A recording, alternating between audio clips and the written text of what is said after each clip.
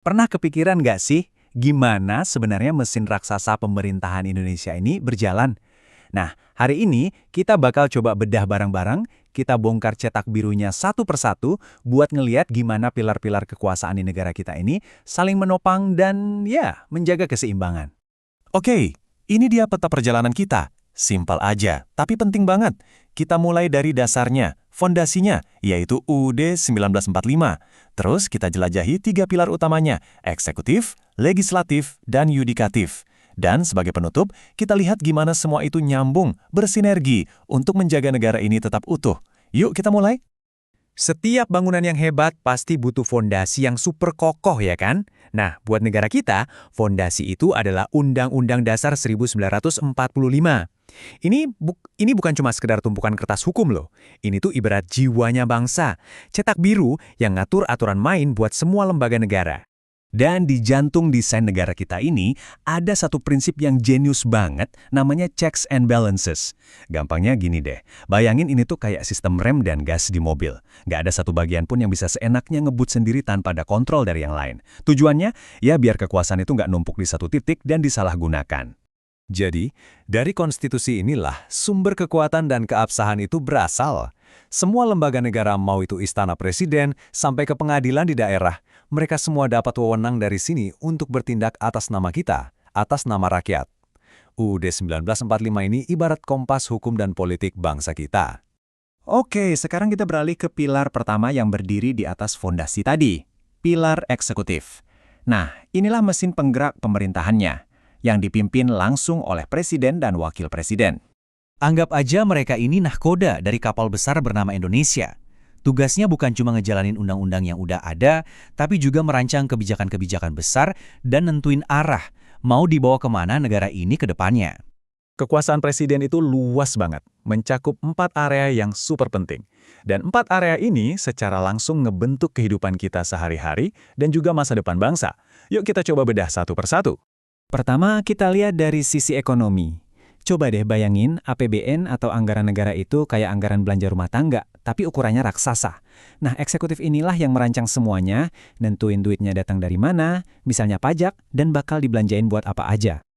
Nggak cuma itu, ini juga termasuk proyek-proyek infrastruktur gede kayak jalan tol, pelabuhan, atau bandara. Inilah yang jadi urat nadi perekonomian kita, yang nyambungin satu pulau dengan pulau lain dan bikin ekonomi terus tumbuh. Dan jangan sampai lupa sama penggerak ekonomi yang sebenarnya, UMKM. Pemerintah eksekutif ini punya peran vital banget buat mendukung mereka. Bisa lewat suntikan dana, pelatihan, sampai buka akses ke pasar. Kenapa? Karena dari sinilah jutaan lapangan kerja itu lahir. Lanjut, pilar kedua, legislatif. Gini, kalau tadi eksekutif itu kita ibaratkan mesin penggerak, nah legislatif ini adalah setirnya. Disinilah suara kita, suara rakyat, diwujudkan dalam pemerintahan. Mereka ini punya 2 tugas utama yang krusial. 1, bikin undang-undang yang ngatur hidup kita semua. Dan 2, ini nggak kalah penting, mereka harus ngawasin kerjaan pemerintah. Jadi mereka ini kayak mata dan telinga kita buat mastiin eksekutif nggak jalan sendirian tanpa pengawasan. Pilar legislatif ini unik loh, karena dia terbagi jadi 3 badan. Ada DPR, Dewan Perwakilan Rakyat, yang fokusnya bikin undang-undang tingkat nasional. Terus ada DPD, Dewan Perwakilan Daerah, yang tugasnya bawa suara dan aspirasi dari tiap provinsi. Dan terakhir, MPR, Majelis Permusyawaratan Rakyat. Ini gabungan keduanya yang megang wewenang konstitusional paling tinggi. Dan sekarang, pilar ketiga, sang penyeimbang, yudikatif.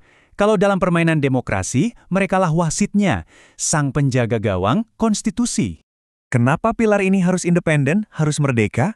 Jawabannya simpel, karena tanpa pengadilan yang bebas, nggak akan pernah ada keadilan yang sejati.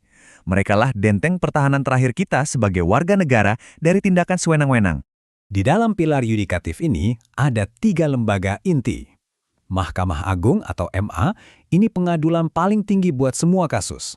Lalu ada Mahkamah Konstitusi atau MK, yang tugasnya khusus nguji apakah sebuah undang-undang itu nabrak UUD 1945 atau enggak.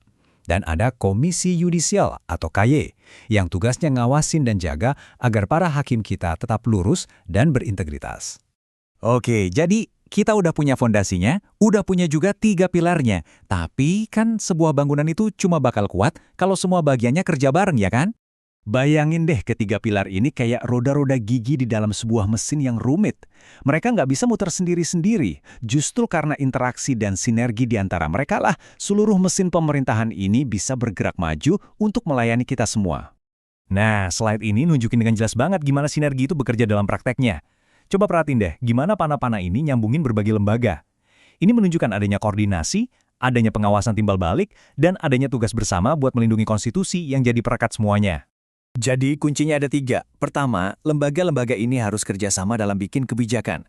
Kedua, mereka harus saling awasi biar tetap akuntabel. Dan ketiga, pengadilan harus memastikan semuanya berjalan sesuai aturan main yang ada di konstitusi. Ya, seperti kata kutipan ini, keterpaduan itu adalah kuncinya. Pada akhirnya, struktur yang saling nyambung inilah yang jadi cetak biru arsitektur negara kita, yang dirancang untuk membangun sebuah negara yang efektif dan stabil untuk kita semua. Oke, kita udah selesai membedah cetak biru pemerintahan Indonesia. Paham soal ini adalah langkah pertama yang penting banget. Tapi, ini juga ninggalin satu pertanyaan besar buat kita renungkan bareng-bareng. Di dalam bangunan negara yang megah ini, apa ya peran kita sebagai warga negara?